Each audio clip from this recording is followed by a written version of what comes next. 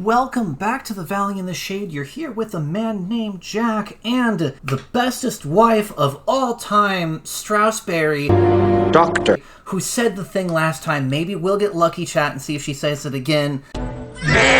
Okay, just like we practiced. Say howdy. No. Damn it. Mission failed. We'll get them next time. But hello. We are doing more Epic the Musical. Next on the set list is Love in Paradise. We're going back to get more of Brit Pow Pixel in.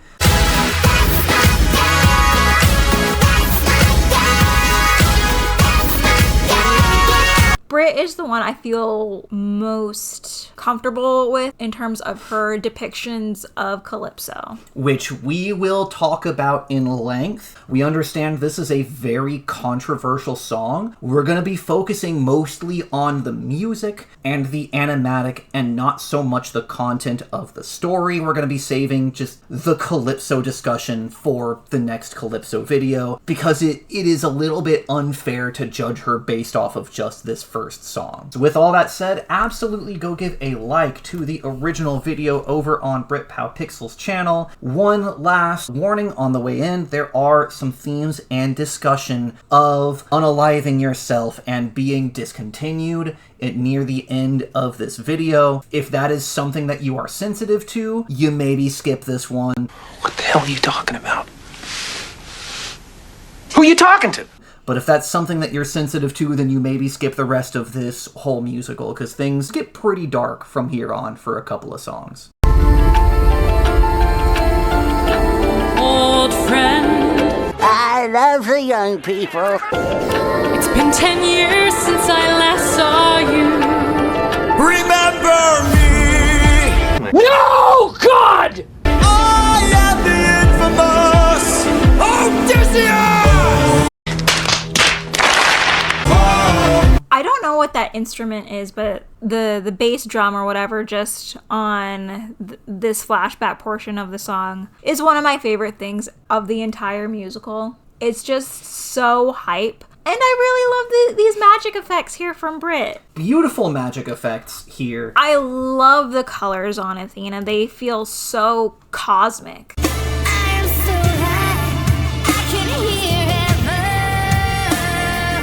Especially compared to the relatively tame, very simple coloring and shading that Brit normally uses, this having a little bit of glow splash lighting across her front is excellent. Yeah, I don't know what it's supposed to be or what she's supposed to be wearing, but it feels something very fabric-esque, but it also has the look of armor, the sheen of armor.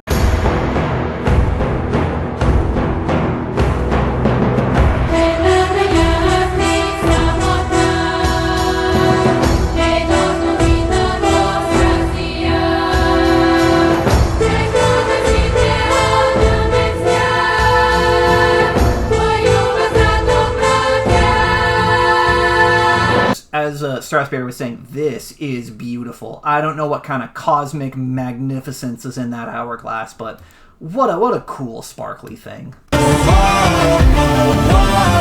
see where you've been. Your friends close and your enemies closer. Ruthlessness is mercy upon us. On the wrong move and you're done for anything like Brit, where's your full thing of done for? I don't need it. Where's the full puppeteer? I don't need it. I'm waiting. I love your design of Cersei. I definitely don't need it. I just want a full Brit Pow Pixel Epic the movie, you know?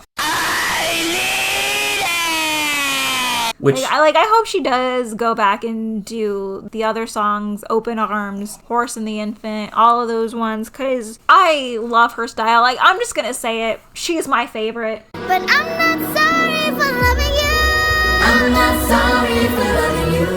Brit, if you happen to be watching this, do not think that my wife is joking. If you had an animatic for every song in the musical, she would absolutely take all of them, make a playlist of them all, and then watch them all back to back like a movie. Like, she really loves your stuff. Like, when I show this musical to my friends, Brit is 100% the one that shows up the most, because in my mind, these are like the definitive emotions these characters are going through. Because Brit is so messy, especially in the back half of this musical, and I love it. Drama! Yay! And then just as far as a framing perspective goes, this is common in a lot of animatics for this song, but I love it when animators pull up some representation of some kind of screen and has Athena just swiping through all of Odysseus' memory. I dig the self-promo of the channel, Brit. Pretty sneaky, sis. I see the we won't take more suffering from you. Drown in your sorrow and fears. The Britpow Pixel Scylla, though. That's one scary Scylla. Not a quiet taste. Captain? I have to see her. But we'll die. Yes, very sad. Anyway. I know. And I love this expression of shock here. No pun intended. Oh, I didn't just walk away and he got to go home and be fine. He lost everything. Odysseus, where did you go?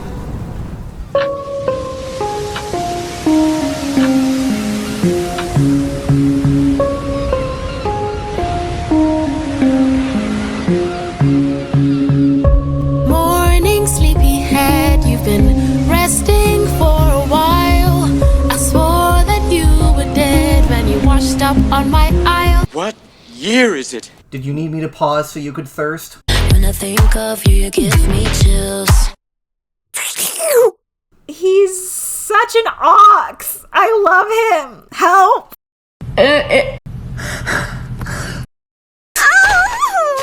It's okay, I can't be him. I don't want you to be him. I love you the way you are. But good God, Brit, how did you create the most perfect fictional man?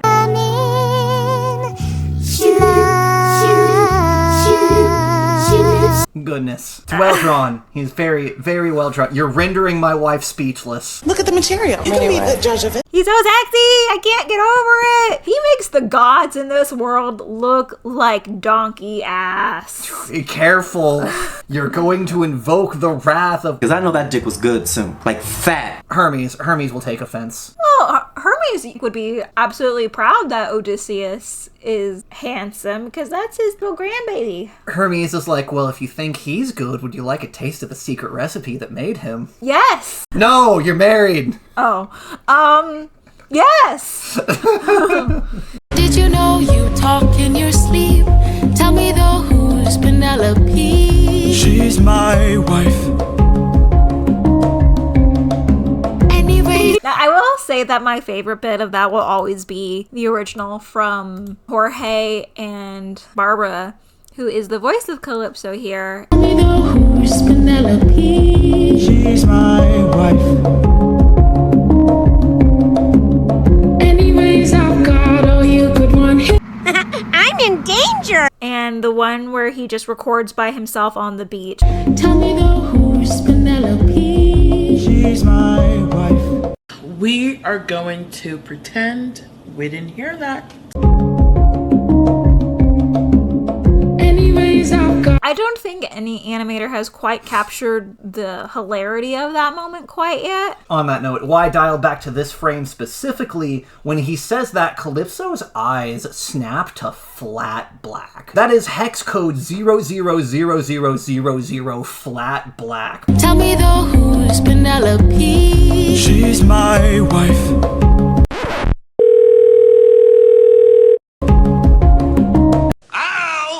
Anyways, I've got all you could want here, all you could need here, just you and me, my dear, my love for life. She misses a couple of beats, but then just rolls right back into it like, okay, well that doesn't matter. So should we talk about the contents of the song? She's flirting very heavily with a married man. She should not be. I think we should establish some thoughts here in this song first, because we're not going to go back and do Love in Paradise. You're right. So, thirsting after a married person is a bad thing. Don't.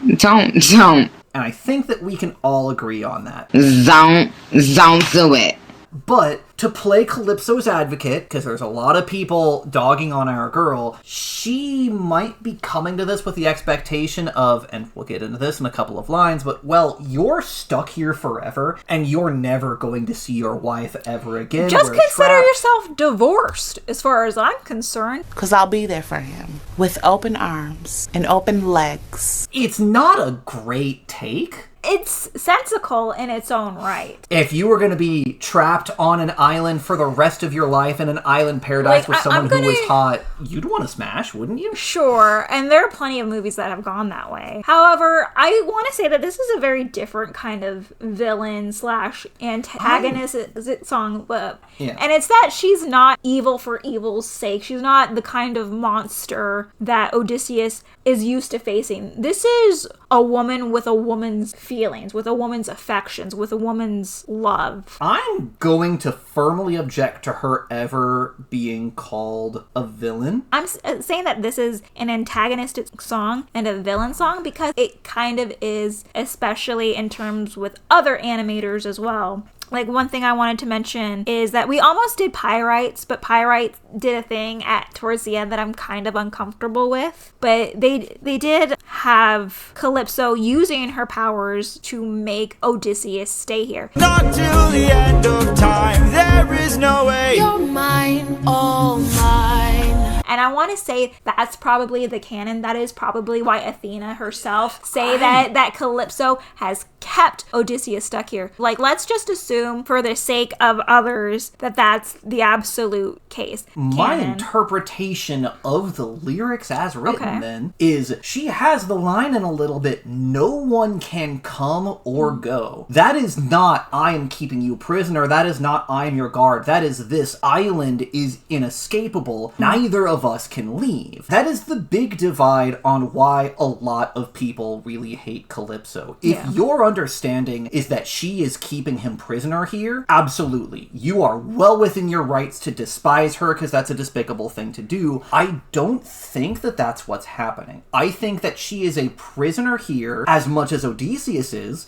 and that she doesn't have any control over that, which would explain why Athena went to Zeus to ask him for help breaking whatever curse is locking them to this island, because if it was just Calypso keeping Odysseus here, I'm pretty sure Athena could beat her in a one-on-one fight and then get Odie a one-way ticket back to wherever the fuck he came from. I think that's a fair take. I'm just saying, Calypso at her worst, assuming that she is keeping him trapped here in a sense of a movie, because at some point, if this does turn into a movie or a video game, they're going to have to establish what exactly Calypso is quote-unquote doing herself to keep Odysseus trapped here. If she's doing anything at all. And I'm saying, if she's doing something, if there's some sort of a spell being cast, or if she's keeping him trapped here, I'm gonna die on this hill. I'm gonna say, while I will never condone her keeping him trapped here, I get it. And I'll get into the reasons later why I get it, but this is still a villain song from the perspective that I'm trying to respect from other people. Now, do I hate this character? I love her. I actually really love this character. I think she's fun. I think, wow, if only she had been Polyphemus, this would have gone way easier. If only he had his 600 men, she wouldn't have to try to settle for mean face Odysseus over here. Although, look at him. Girl, I get it. Girl,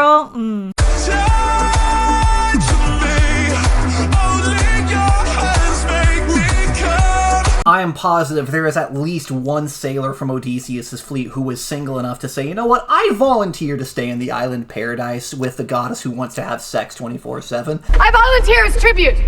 Remember to couch everything I say about Calypso from this point forwards with the understanding that I think that Calypso is also a victim. and that she wants to try to make the best of a terrible situation with this other victim of the situation. I think there's room for her to be both captive and captor. And again, that's very open to interpretation. These details are left intentionally vague. If I'm talking about just from the lyrics of the song, I would never put it together that she's keeping him trapped here. I would need Jorge himself to tell me what the canon is. I'm not even gonna look at what the original Odyssey have, because there are enough things that have been changed from the source material. Elephant in the room. Hey, Calypso 100% essayed Odysseus in that one, and he was well within his right to be miserable with her for those 7 years and hate her guts. But this is a different Calypso, because this Odysseus didn't cheat on Penelope with Circe. Yeah. So a lot of the source material has been changed for the better to make these characters a lot more interesting, in my opinion. With all that said, when we get to the next one, we're gonna have a video just discussing Calypso in addition to a video of us watching the animatic of the second song, just because there is a lot to unpack there. Tune into bed, we'll climb and spend our time. I'm not your man. I'm what you want. Love the reprisal of Just a Man as I'm not your man. I'm married! Especially with the retrospective of at Circe, he was really tempted and he was like, I'm just a man. There is no line. I'm Never just enough, so a much power, so much power, but there's no power. At this point, he's like, no, I've already gone through too much. If I was gonna cheat on my wife, I would have done it with Circe and Scylla and Athena. I like Angela, Pamela, Sandra, and Rita. I'm what you need here, just you and me, my love. No touchy. No touchy. Love in paradise, now till the end of. So we can talk about how she's being very handsy, even though he has established, no, I don't want to be touched by you. Don't touch me. And again, that's very forward, very forceful, a little bit creepy, invasion of personal space. No. Especially with the context that he is also naked. For reasons that'll become more apparent in her next song, I understand where she's coming from. I understand where she's coming from. Look at him. I'd want to touch him too. Bend over. Like, good God, Odysseus, how dare you be so sexy? Paradise, now till the end of time. From here on out, you're mine. Oh, Hell no, I could kill you where you stand. I'm no pet, I'm a married man. Oh, handsome, you may try, but last I checked, goddesses can't die. Her laugh is so adorable. How can you be mad at her? Certainly not I. And we also haven't paid any lip service to the phenomenal performance that Barbara is putting forwards here. She's an icon, she's a legend, and she is the moment. Another one of those times that you hear the VA and you're instantly sold on the character. Yep, tropical paradise goddess, yep, Calypso, yeah, we're there. The voice delivers on all of those ideas. someone arrived today. They said they're taking you away. I think in a world where Odysseus is a single man, he would have been into it. Hey man, if this is torture, chain me to the wall. Goddess. You're adorable. Bow down now to the immortal Calypso, here to entertain. But fear not, I bring no pain, cause we got all. She healed him. Thank you, Calypso. He probably would have died from those wounds because he was stabbed. And also, what a fascinating design for Calypso. I don't know what this is supposed to represent. So I will say that a lot of animators have her playing around with the plants because she is the daughter of the Titan Atlas. And that is why in mythology, Zeus trapped her here on this island to punish her for being a supporter of the Titans. Ooh, okay. So I think this is supposed to be a different interpretation of that, where it's not necessarily she has plant-like powers, but... Planet? You have the right to remain silent. What you lack is the capacity. Yeah, but it does look very planet-esque. But I like to think that she just has the powers of the cosmos, and that's how she was able to heal Odysseus. Cause we got all we could want here, all we could need here. Under my spell, we're stuck in paradise. No one can come or go. My island stays unknown. No, I I don't belong here. There's something wrong here. I won't be drawn to love in paradise. And I'm gonna stick to my laurels here and say that this is a villain song because she is, at the end of the day, putting him in a context that he doesn't want to be in, the context being a bedroom. Very aggressively teleporting him there. But again, that is the animatic. This whole conversation could take place on the beach. This is definitely one of those songs where the visuals from the different animators will very heavily influence what these words mean because they will be the situations that they are spoken in. Agreed. So, I absolutely agree with that, but we are talking about the animatic. We are reacting to the animatic, and I will say Britt is doing a good job of not straying away from the parts of this character that are uncomfortable. Not till the end of time, there is no way. You're mine, all mine. So going back on that thought, circumstantially, Zeus put him here, but she's certainly not putting up a fight to respect his agency. I just want to address that I do think she's a messy character. I do think, incredibly messy. I do think she's incredibly flawed, but I'm not mad at her because, again, I like it when women characters can be a little bit messy, especially in the realm of sexually messy, because you don't often see that. But it's the thing that's very, very different for women than it is for men when it comes to sexual predatory tendencies. Not that I think she's meaning to be that, it's just what she is, and it's very different in the way that it's depicted in Zeus, in the way that it's depicted in Continuous' song Hold Them Down, and even in Puppeteer, because this is all genuine for her. This is the first time she's ever interacted with anybody. The yes but there. Here comes the but! It partially being that a lot of the forcefulness is coming from the visuals of the animatic.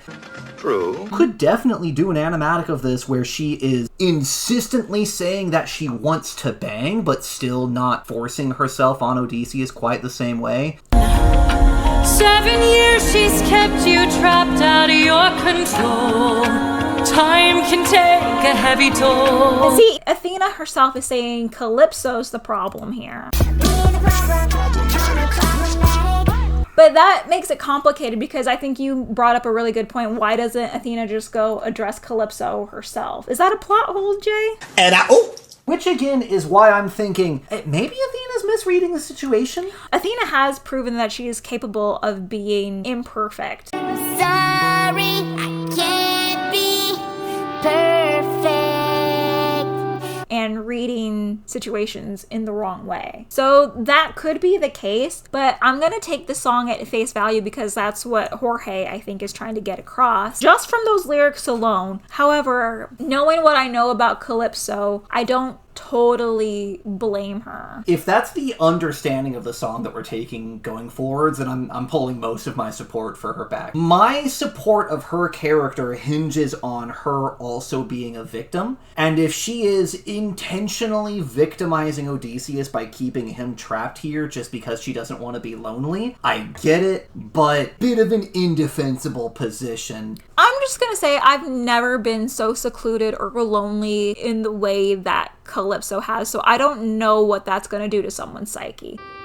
The gang's all here. Kept you trapped out of your control. Time can take a heavy toll.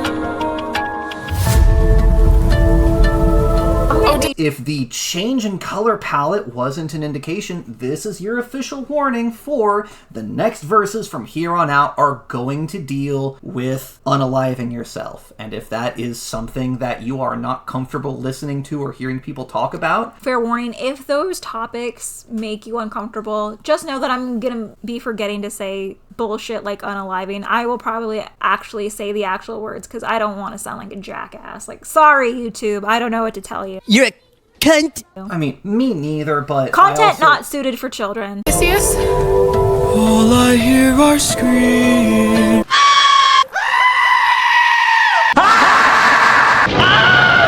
Odie, get away from the ledge. You don't know what I've gone through. You don't know what I've sacrificed. Every comrade I long knew, every friend friend. I saw them die, and all I hear are screams. I want to talk about what people have said about Calypso being quote-unquote manipulative here. How dare this bitch, this awful goddess trash, try to talk him out of committing suicide. That's called sarcasm, dearest. Come back inside, dear love of my life. Come back to paradise. I know your life's been hard. I'll stay inside your heart. All I hear are screams. I love you, my dear. I love our time here. Life would be so much Just worse if you had died. eyes. Please stay away from harm. Stay in my open arms. Beautiful reprisals of Underworld, the screams, the reprisal of Open Arms that she's trying to welcome him. Musically incredible. The performance, Jay, haunting, beautiful. Barbara really sounds earnest. I am with Strasberry. Again, depending on your understanding of what the curse on this island is, I can understand if you do or don't like her as a character, if you think she's an irredeemable monster, okay? I do not understand the accusations that she is being manipulative when she is trying to talk him off of the ledge, specifically apparently invoking Polites's Open Arms bit, which she might not even know about, is supposedly manipulative. Let me tell you, as someone who has talked someone off a ledge before, you say whatever the fuck you think is going to get them down from that ledge. Doesn't matter if it's truth, doesn't matter if it's a lie, doesn't matter if it's bullshit, you say what you have to say to get them off of the ledge, and nothing else matters until that person is safe and you can have a discussion there. And so I do not get why people are, oh, she's using his depression to try to manipulate him back into her bed. That's not what's happening. Have you ever found yourself believing that you know what someone's thinking, only to later realize that what you assume they were thinking is really what you're thinking? This kind of mind reading is a psychological defense mechanism called projection. It's where you unconsciously assign your own unwanted feelings and emotion to someone else. She is desperate to not lose the only human contact she's had in her entire life, and she does earnestly want him to stay alive. The way that she goes about it is incredibly problematic, but she does want him to be happy here. In this juncture in the song, I don't think she's being problematic at all. I think she's being sincere that she doesn't want him to jump, that life without him would be so much worse. And that's true for her. She is a woman in love. Do you hear what I'm telling you? Like, regardless of his marriage, regardless of the circumstances around him, she does genuinely care for this man. This is 7 years fucking later. They have built some sort of relationship. A friendship at the very least. Yeah. But they would have familiarity. They probably have a routine. They probably still eat meals together just because it would be better than going insane being alone. There is some sort of companionship there. Because at the end of the day, all of it works. Because we know that he doesn't jump. We know that he's a character that continues to exist after this. I'm not mad at Calypso for quote-unquote being manipulative to help Odysseus reach some sort of rationality. I don't think she invoked Open Arms knowingly. I think it's just a phrase that people fucking say. Or just one that Jay put in musically to reprise the previous themes. Of course. Maybe Odysseus told her about Polites, maybe not. We don't really know. It doesn't matter. Circumstantially, the way she sings it so casually, it makes me think she just said it. What am I supposed to think here? That Odysseus just hums Open Arms to her sometimes? Because here's the other thing. If she knew what that phrase meant, I don't think that she'd say it. Because if she's trying to cheer him up and convince him not to jump, bringing up one of his close, dearly beloved dead friends is probably not a play she'd make if she knew the gravity that phrase had. Contextually, I bet Odysseus would have blamed himself for that entire situation, and I don't think Calypso would bring it up in that capacity. Odysseus blames himself for every single soldier that he's lost. He's the king, he's their commander. That's exactly what he's singing about here as well. That is the context of this conversation. Now, granted, I'm sure he's also brought up good memories of Polites and Eurylochus and all of those 600 men, Joey, Fred, Frankenstein. And now tear Chandler! Because 7 years is a long time, I'm sure there have been moments where he's straight up reminisced. Playing devil's advocate or something right here. If she does know about Polites, it's because Odysseus probably said it as something that's comforted him in the past. And she's doing the best she can to talk him off that ledge. If she's being manipulative, good. I don't want this character to die. I love Odysseus. Yeah. Like, no, baby, you're too hot to die. What will I look at? You're a whore! Go to hell and take your friends with you! God, beat it, doofus!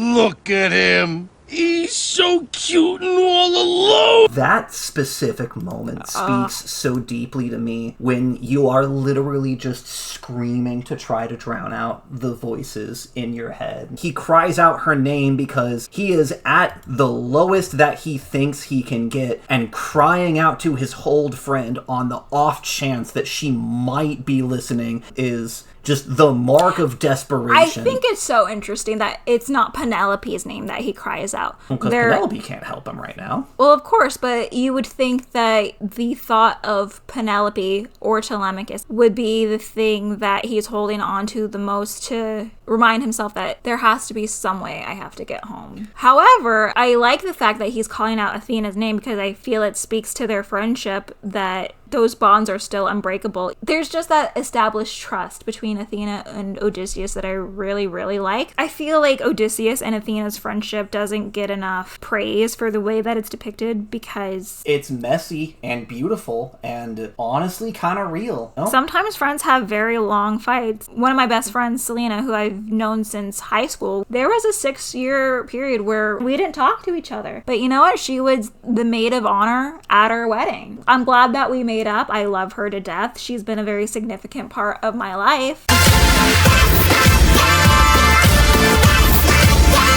And I feel like our friendship is now stronger than even what it was before. So I really like that the thought Athena might help him gives him determination. I understood that reference. As one last public service announcement on the way out the door, I'll try to keep it brief. You sit on a throne of lies. Basically, anytime themes of suicide come up in media, all the big YouTubers give you the spiel about talk to someone, here are the resources. I'm not going to repeat all of that because you've heard it elsewhere. What I'm going to do is give you a little bit of actionable advice that is a little bit more concrete and something you can do. There's a bridge in London that was infamous for people using it to jump off and die. And to try to prevent this, they raised the banister by another 2 feet. But the additional 2 feet of just a slightly larger barrier between the person and the jump saw a marked decrease in the number of suicides off of that bridge. So if you have suicidal ideations, if you think that your life is not worth living, talk to the people who can support you, get professional help. If there are any tools with which you might use to attempt, put them on the top shelf where you cannot reach them without a ladder. If there's a firearm in the house, unload it, put the bullets in a different room. If there are blades, put them somewhere that you can't reach them. It doesn't matter if it's just 5 minutes out of the way. Sometimes the extra 5 minutes of needing to go get something is enough to help someone reconsider and not make an attempt. If you're in a bad place right now, I hope things get better for you. I've been in bad places before. I really never thought I would be in love and married, and I found the woman of my dreams, and I'm happy, and I'm so glad that I survived to see this day. And I hope that you can get through what you're going through, and I hope that you have a day that you look back and say, man, I'm so glad I survived everything I got to. No outro this time. That's all I have to say for this one.